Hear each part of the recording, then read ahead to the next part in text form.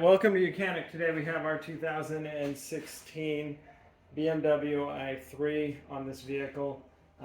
We had removed the inner door panel to be able to gain access to if you needed to replace your motor unit here for your windshield wiper, door lock actuator unit, and or the door lock actuator switch.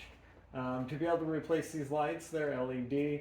That's a bigger case where you've got to take the whole hatch off and take everything apart to be able to replace those.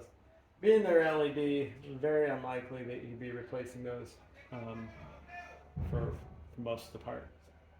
So now we are ready where we can put our inner door panel pieces back on, which is actually very easy. We just need to bring it up here. We line it up. Everything basically line. Press it. So the push clips lock up.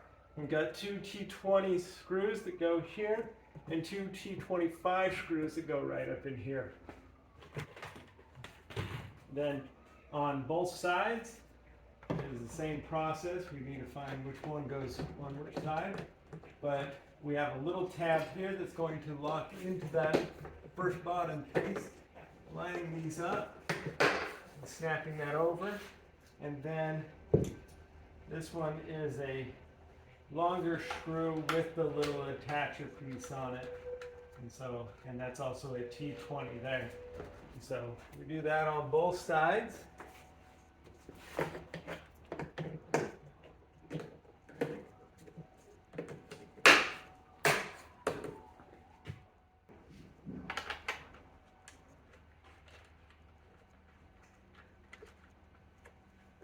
And then you tighten those, and then it's just bringing this piece up here, getting it all lined up.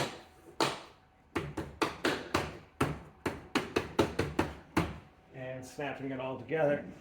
And that would be your replacement of, or reattaching your inner panel on your hatch on your BMW i3. Thanks for watching Mechanic, where you can be the mechanic.